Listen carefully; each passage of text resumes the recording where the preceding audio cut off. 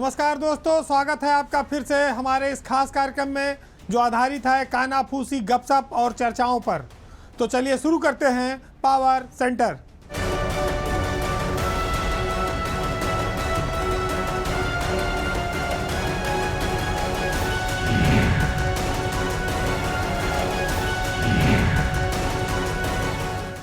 सियासत एक ऐसी चीज है जिसमें अस्थायी तौर पर दोस्ती और दुश्मनी कभी नहीं रहती है। एक और रालोद और भाजपा के बीच दोस्ती इन दिनों सबाब पर है, लेकिन उसके ही कुछ नेता अपनी भी सहयोगी दल के नेताओं के लिए बिना नाम लिए कई सारी बातें कहते रहते हैं। अगर आप देखिए तो भाजपा जैसी बड़ी पार्टी ने जयंत चौधरी की हर इच्छा का सम्मान किया। उनकी छोटी सी पार्टी आज उत्तर प्रदेश के यूपी से लेकर दिल्ली तक जितने सदन है वहाँ हर सदन में उसकी मौजूदगी है।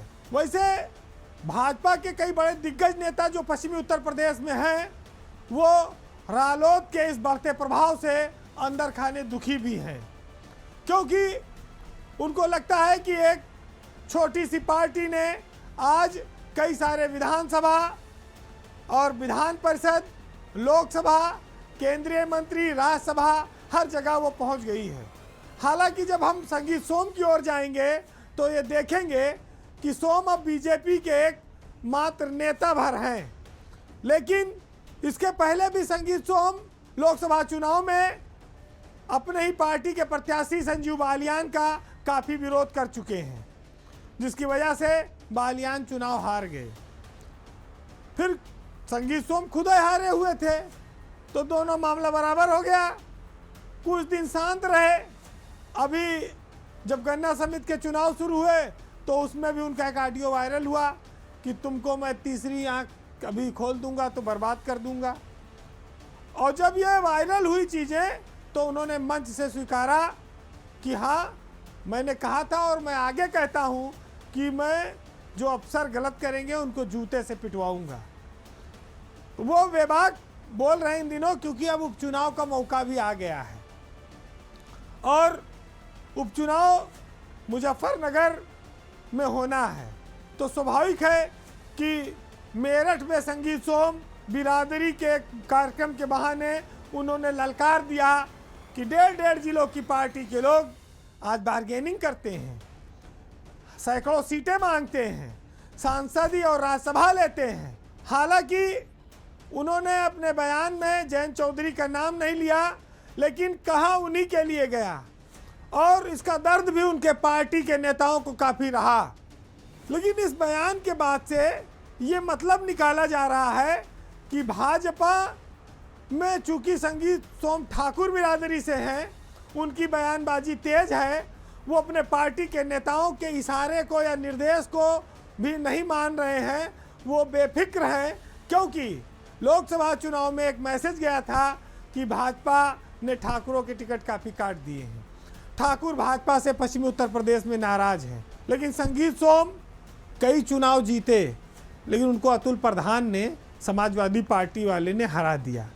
मंच से अगर कोई नेता बोल रहा है तो देखिए साफ है कि वो या तो अत्यधिक कॉन्फिडेंस में है, उसको ये बात पता है कि पार्टी हम पर कोई कार्रवाई नहीं कर पाएगी, और दूसरा या तो वो इतना बेफिक्र है कि चाहे जो मनाए वो करो, हम अपनी बात कहने से चूकेंगे नहीं।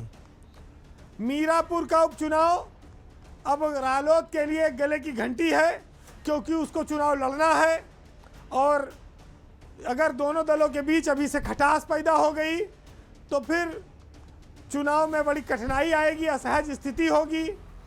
अब बीजेपी हो सकता है कि ये चुनाव तक ये कहे संगीत सोम से कि चुप रहो और अपने साथ आए हुए लोगों का सम्मान करो। उनको पार्टी में भले ज़्यादा भाव नहीं मिल रहा है, इसीलिए वो क्षत्रिय समाज की एकजुटता की बात कह रहे हैं। वो जानते हैं कि ये दुखती रग है, इस पर अगर हम कंट्रोल बनाए रखेंगे तो पार्टी अपमान का घूंट पीकर भी शांत रहेगी, क्योंकि उसको चुनाव में वोट चाहिए। अब बात ब्यूरोक्रेसी की एक खबर की जिलों के डीएमएसपी के लिए एक चेतावनी है कि भैया संभल जाओ, मामला इधर लखनऊ में गर्म हो रहा है। यूपी के आधा दर्जन जिलों के डीएमएसपी इन दिनों सरकार की रडार पर आ गए हैं और नवरात्र के बाद कहीं इन जिलों में कार्रवाई ना हो जाए। इसके पीछे कारण बना है आईजीआरएस, सीएम का जो हेल्पलाइन है, डैशबोर्ड प्रोग्राम है, जिसमें जिलों से जो रिपोर्टें लग रही हैं वो गलत हैं, झूठी हैं, जिसके चलते अधिकांश लोग मुख्यमंत्री कार्यालय से जब फीडबैक लिया जाता है तो उसमें ये जवाब देते हैं कि हमारी शिकायत का गलत निस्तारण हुआ है, फर्जी निस्तारण हुआ है। मुख्यमंत्री योगी आदित्यनाथ ने इस काम के लिए प्रदेश के मुख्य सचिव मनोज कुमार सिंह को एक जिम्मेदारी दी है कि इन पोर्टलों पर जो लोग झूठी रिपोर्ट लगा रहे हैं, जनता की शिकायतों का गलत निस्तारण कर रहे हैं, उन जिलों को चिन्हित कीजिए। अगर आप अगस्त और सितंबर महीने की समीक्षा बैठक देखेंगे तो उसमें पाएंगे कि गोंडा, भदोही, आजमगढ़, ललितपुर, फतेहपुर, मिर्ज़ापुर ये ज़िले मुख्यमंत्री की समीक्षा में फिसड्डी आए हैं। तो इन जिलों के डीएम और एसपी के लिए भी आगे मुसीबत होने वाली है। मुख्यमंत्री समीक्षा बैठक में काफ़ी ज़्यादा नाराज़ थे और उन्होंने इन जिलों में विस्तृत रिपोर्ट मांगी है। मुख्य सचिव से कहा है कि वो इन सब की समीक्षा करके जल्दी रिपोर्ट दें। हालांकि फतेहपुर और आजमगढ़ में जो डीएम थे वो पहले ही हटाए गए हैं। सी इंदुमती को तो शासन में कर दिया गया, लेकिन विशाल भारद्वाज आजमगढ़ से अब कुशीनगर के डीएम बन चुके हैं। वहाँ पर फतेहपुर में नए डीएम आए हैं और इसी तरह से आजमगढ़ में भी नए डीएम गए हैं। तो स्वाभाविक है कि उनकी जिम्मेदारी अभी फिक्स नहीं होगी। लेकिन मुख्यमंत्री को इस बात से काफ़ी नाराज़गी है कि जनता का जो अधिकतम फीडबैक है वो नकारात्मक क्यों आ रहा है। शिकायतकर्ता जो प्रशासनिक रिपोर्ट लग रही है उससे असंतुष्ट क्यों है। इसके लिए जिलाधिकारियों और पुलिस अधीक्षकों की जिम्मेदारी फिक्स की जाए और मुख्यमंत्री ने चीफ सेक्रेटरी से कहा है कि आप इस पर इमीडिएट निर्णय लीजिए। तो ये दूसरा मौका है लगातार जब इंद्रमणि त्रिपाठी का जो जिला है औरैया वो लगातार टॉप पर आया है। इंद्रमणि त्रिपाठी को अभी 3 महीना ही डीएम बने हुआ है औरैया में और उन्होंने बेहतर काम करके दिखाया है। इसी तरह से राजधानी लखनऊ में सूर्यपाल गंगवार जिलाधिकारी हैं। उन्होंने लखनऊ को इन सारी शिकायतों के मामले में टॉप पर पहुंचा दिया है निस्तारण में। तो गंगवार एक ज़मीनी अफसर के तौर पर काम कर रहे हैं और एक ऐसे अफसर के रूप में उन्होंने अपनी छवि बनाई जब जनता उनसे शाम को रात में भी कार्यालय से लेकर घर तक वो मिल रहे हैं। तो स्वाभाविक है कि राजधानी में बैठकर एक जिलाधिकारी अगर हर समय उपलब्ध है जनता के लिए तो वो सरकार की छवि को मजबूत करता है। तो योगी सरकार के लिए सूर्यपाल गंगवार का लखनऊ में रहना एक महत्वपूर्ण उपलब्धि के तौर पर है, जिसमें फीडबैक ये बता रहा है कि लखनऊ के डीएम बेहतर काम कर रहे हैं। अब गोंडा की डीएम और विशाल सिंह जो भदोही के डीएम हैं, इनका जिला फिसड्डी है। इसी तरह से ललितपुर के डीएम अक्षय त्रिपाठी का भी जिला पीछे चल रहा है। अक्षय त्रिपाठी को लगभग साल भर हो गए वहाँ गए हुए। और उसके बाद मिर्ज़ापुर में डीएम है प्रियंका निरंजन। प्रियंका निरंजन भी लगभग साल भर से ज़्यादा से मिर्ज़ापुर की डीएम है। महिला हैं, मेहनती हैं, लेकिन उनका जिला पीछे चल रहा है। विशाल भारद्वाज पिछड़ने के बावजूद डीएम बने रहने में कामयाब हैं। ये उनकी अपनी एक अलग शैली है या उनका अपना एक अलग इमेज है, जुगाड़ है। श्री इंदुमती फतेहपुर में अपनी कार्यशैली के लिए चर्चित थी और इसी वजह से वो निपट गई। अब जो अधिकारी हैं वो बेहतर काम करेंगे, इस उम्मीद में उनको जिलाधिकारी फतेहपुर बनाया गया है। आगे जब बात आएगी तब देखा जाएगा, लेकिन मुख्यमंत्री की समीक्षा में जो जिले टॉप पर हैं उन जिलों के डीएम को बहुत शुभकामनाएं हैं कि दुर्गा शक्ति नागपाल, इंद्रमण त्रिपाठी और सूरपाल गंगवार ये प्रदेश में अव्वल आ रहे हैं, तो अपनी पोजीशन को मजबूत बनाए रखें, क्योंकि ये समीक्षाएं सरकार की साख से जुड़ी होती हैं। लखनऊ में बैठकर भाषणों में ईमानदारी की, जनता को मदद देने की, राहत पहुंचाने की बड़ी बड़ी बातें सरकारें करती हैं, लेकिन जब जिलों से फीडबैक नकारात्मक आता है तब उनको भी ये बात पता चलती है कि हम जितना बोल रहे हैं उसका ज़मीन पर आधो नहीं उतर रहा है, और इसको सबको बंटाधार करने वाले हमारा सरकारी तंत्र है। इस तंत्र में जो शीर्ष पर बैठा है उसको सबसे बड़ी और सबसे पहली जिम्मेदारी लेनी होगी। तो निश्चित है कि अगर काम का मूल्यांकन नहीं होगा और उस पर कार्रवाई नहीं होगी तो फिर काम करो चाहे ना करो, घर में लेटे रहें अधिकारी, नीचे वाले काम करेंगे, डीएम साहब मस्त रहें अपने घर में सोएं आराम से। तो ये तो फिक्स होना भी चाहिए। और मनोज कुमार सिंह जैसे मुख्य सचिव से ये उम्मीद है कि वो ऐसे लोगों को बख्शेंगे भी नहीं। एक निष्पक्ष मुख्य सचिव के तौर पर मनोज कुमार सिंह ने जो नाम कमाया है, जो उनकी कार्यशैली है, उससे ये जिलाधिकारी अब परिचित हो चुके होंगे। तो स्वाभाविक है कि देर सवेर परिणाम कुछ ना कुछ आप सबके सामने आएगा। आपने पिछले दिनों सुना होगा कि संगठन सरकार से बड़ा होता है। ये नारा बड़ा बुलंद हुआ भाजपा के भीतर, लेकिन जब सदस्यता अभियान शुरू हुआ बीजेपी का, तब एक नई खबर सामने आ गई। सदस्यता अभियान में सदस्य बनाने के मामले में सरकार ने संगठन को पीछे छोड़ दिया, यानी कि सरकार यहाँ पर बड़ी साबित हो गई है, संगठन से आगे निकल गई है। और सबसे बड़ी बात यह है कि सरकार के 3 ऐसे नाम हैं जिन्होंने सारे मंत्रियों को, संगठन के सारे नेताओं को पीछे छोड़ दिया है। सदस्यता अभियान में सबसे टॉप पर तो मुख्यमंत्री योगी आदित्यनाथ आए हैं। नंबर 2 पर अरविंद शर्मा जो ऊर्जा मंत्री हैं उत्तर प्रदेश के, उन्होंने सदस्यता अभियान में बाजी मारी है। और नंबर 3 पर उत्तर प्रदेश के डिप्टी सीएम ब्रजेश पाठक हैं, जिन्होंने सबसे ज़्यादा सदस्य बनाए हैं। अधिकतर मंत्री जब इस अभियान में फेल हो गए तो ये 3 नाम योगी आदित्यनाथ, अरविंद शर्मा और ब्रजेश पाठक ने इस काम को बखूबी अंजाम दिया। उनको 10,000 लक्ष्य था बनाने का, लेकिन उन्होंने 50,000 बनाया, 60,000 बनाया मेंबर। आपको याद होगा कि अभी 2 सितंबर से 25 सितंबर तक भाजपा में बहुत जोर शोर से अभियान चला। विधायकों को, मंत्रियों को, सबको टारगेट दिया गया कि 10,000 सदस्य आपको बनाने हैं, लेकिन योगी आदित्यनाथ को छोड़कर पहले चरण में कोई भी 50,000 का आंकड़ा पार नहीं कर पाया है। जल शक्ति मंत्री स्वतंत्र देव सिंह के पास मात्र 1500 सदस्य का रिकॉर्ड आया है। सूर्य प्रताप शाही तो मात्र 300 तक पहुंच पाए हैं। दारा सिंह चौहान भी 300 वाली कैटेगरी में ही हैं, और लक्ष्मी नारायण तो 63 सदस्य बना पाए मात्र। मंत्रियों का जो एक खराब प्रदर्शन है, इससे केंद्र स्तर पर नाराजगी जताई गई है। अच्छा, टारगेट पूरा मंत्रियों का क्यों नहीं हुआ, इसके पीछे की कहानी आई है कि मंत्री जो है वो जनता के पास खुद नहीं जा रहे हैं। कुछ लोगों ने अपने आदमी लगा दिए और कुछ लोगों ने निजी कंपनी हायर कर ली कि तुम सदस्य बना दो, हमारे नाम पर रसीद काट दो, जिसकी वजह से ये सिस्टम फेल हुआ।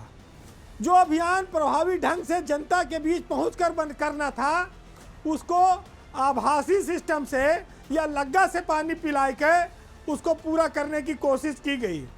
तो भाजपा में ये रोग तो थोड़ी लगी गया है, आराम तलबी वाला, एसी से ना निकलने वाला। एक खतरा ये भी है कि जब जाओ फील्ड में और मेंबर बनाए लागो तो हुआ जनता उल्टा सवाल दागे लागे, 50 ठीक काम लेके लोग आ जाइए, तब मंत्री के सामने बड़ी मुसीबत आ जाती है। तो टारगेट पूरा हुए न हुए, कम से कम ये बवाल और फजीहत बची रहा है, इसके लिए भी वो थोड़ा से दूरी रखे थे, बच रहे थे। अब लेकिन दूसरा चरण शुरू कर दिया केंद्र वालों ने 1 अक्टूबर से 15 अक्टूबर तक, कि वहाँ तो भागे हो, यहाँ नहीं भाग पाओगे। अब की बार नहीं पूरा किए तो ये जो लाल बत्ती लिए घूम रहे हो शानो शौकत, इस पर भी खतरा मंडराने लगेगा। अब मरता क्या ना करता, करना तो पड़ेगा, चाहे हंस के करो चाहे रोए के करो। कि जहाँ पर व्यवस्था ठीक ठाक है, मंत्रालय में तो खूब फोटो खींचेगी, खूब आगे दौड़ के चलेंगे, लेकिन जब संगठन का काम आया तो फिर वहाँ पर घर में बैठ गए। आज भाजपा जो लोकसभा चुनाव हारी है वो खाली एक किसी आदमी की वजह से नहीं हारी है, ये ऊपर से नीचे तक जितने मोटर कार वाले हैं ये भी उसके जिम्मेदार हैं। क्योंकि जनता को फेस नहीं कर पाओगे, खाली बस चांद दिखाओगे, राष्ट्र दिखाओगे, हिंदू दिखाओगे, मुसलमान दिखाओगे, लेकिन और भी चीज़ें जीवन के लिए ज़रूरी हैं, वो भी दिखाना पड़ेगा। तब लोग समझते हैं कि नेताजी हमारी दुख दर्द में शामिल हैं, हमारी परेशानी हल करा रहे हैं, भाई हम इनका वोट देंगे। तो बीजेपी इस बात को समझ चुकी है कि बीजेपी का नुकसान बीजेपी से ही हो रहा है, विपक्ष उतना नुकसान उनका नहीं कर पा रहा है जितना अंदर खाने हो रहा है। अब इसी अभियान को देख लीजिए, अंदाज़ा लगा लीजिए कि 9 दिन चले 2.5 कोस। अब पावर सेंटर में एक खबर ऐसी है जो अफसरों की मनमानी और लाल फीताशाही को दिखाती है। हमारे यहाँ अफसर कितने अड़ंगेबाज हो चले हैं और वो कितने बेफिक्र हैं, कैबिनेट के डिसीजन को भी अनदेखा कर सकते हैं, इतनी हिम्मत है उनके अंदर। एक नमूना आपको दिखाऊंगा और बताऊंगा कि मुख्यमंत्री की कैबिनेट ने जो प्रस्ताव 2022 में पास किया था, अफसरों ने गुमराह करके 2024 यानी 2 साल तक उसे लागू नहीं होने दिया। बात आज उत्तर प्रदेश में चलने वाले इलेक्ट्रिक से और हाइब्रिड से जो वाहन हैं उनकी हो रही है, जो सरकार की बड़ी महत्वाकांक्षी योजना है। योजना इसलिए महत्वाकांक्षी है कि जो इलेक्ट्रिक वाहन है वो तेल तो पीता नहीं है, पेट्रोल और डीजल। हाइब्रिड वाहन में एक फ़ायदा यह है कि भाई वो बैटरी से भी चलेगा और वो पेट्रोल डीजल से भी चलेगा, तो कम से कम तेल की खपत घटेगी। भारत जैसे देश में जहाँ पर तेल आयात होता है, बहुत पैसा खर्च होता है, अगर हम पेट्रोल डीजल पर निर्भरता ख़त्म करेंगे तो हमारा वो पैसा बचेगा, देश में आर्थिक समृद्धि बढ़ेगी, तरक्की आएगी। उसके लिए इलेक्ट्रिक वाहनों को सरकार ने सब्सिडी देने का ऐलान किया था। 2022 में योगी कैबिनेट ने फैसला किया था कि हम उत्तर प्रदेश सरकार का जो टैक्स है वाहन पर 10% का खरीद पर, वो हम नहीं लेंगे। और यानी कि जो वाहन इलेक्ट्रिक वाले, मान लीजिए आप 20 लाख की कोई गाड़ी खरीदते हैं तो उसका 10% जो स्टेट गवर्नमेंट का टैक्स है 2 लाख रुपया, वो छूट जाएगा, आपको नहीं देना पड़ेगा, जिससे कि लोग इलेक्ट्रिक वाहन अधिक से अधिक खरीदें। लेकिन इसी में यह भी हुआ था कि इसमें हाइब्रिड वाहनों को भी इसका लाभ मिलेगा। लेकिन आप ये कह सकते हैं कि जो इलेक्ट्रिक वाहन बनाने वाली बड़ी बड़ी कंपनियां हैं उनकी लॉबिंग से और कुछ अफसरों की लापरवाही से ये स्कीम खाली इलेक्ट्रिक वाहन पर लागू हुई और हाइब्रिड वाहन पर लागू नहीं की गई। इतना ही नहीं, सरकार ने इंडस्ट्रियल पॉलिसी को बढ़ावा देने के लिए 1 लाख रुपए की और अतिरिक्त छूट इन दोनों वाहनों पर की थी, लेकिन इस फैसले को दबाए रखा गया। और परिवहन मंत्री दया शंकर सिंह की जानकारी में यह मामला था। प्रमुख सचिव परिवहन वेंकटेश्वर लू, ट्रांसपोर्ट कमिश्नर सीबी सिंह, इन तीनों अफसरों की लोगों की जानकारी में मामला होने के बावजूद खाली इलेक्ट्रिक वाहनों पर सब्सिडी देती रही 2 साल से सरकार, और कैबिनेट के फैसले की नाफरमानी की जाती रही। ये तो भला हो कि उत्तर प्रदेश के मुख्य सचिव का जब उनके सामने ये मामला आया तो खोजबीन कराई गई, मुख्यमंत्री के सामने काफ़ी बड़ी पंचायत हुई और मुख्य सचिव ने ये इंश्योर किया कि अगर इन दोनों वाहनों पर व्यवस्था लागू नहीं की गई तो प्रमुख सचिव परिवहन और ट्रांसपोर्ट कमिश्नर दोनों के खिलाफ सख्त कार्रवाई की जाएगी। लिखित में स्पष्टीकरण लिया जाएगा और इनके खिलाफ इनकी सर्विस बुक में ये एंट्री दर्ज की जाएगी।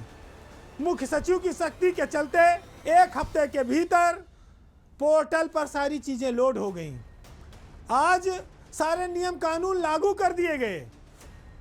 जो परिवहन के अफसर अड़ंगेबाजी लगा रहे थे, अब वो टैक्स में सारी सब्सिडी और सब छूट देने के तैयार हो गए। इलेक्ट्रिक और हाइब्रिड वाहनों पर छूट और 1 लाख रुपए की सब्सिडी इन दिनों शुरू हो चुकी है। उत्तर प्रदेश के लाखों उपभोक्ताओं को इसका लाभ नहीं मिल पा रहा था।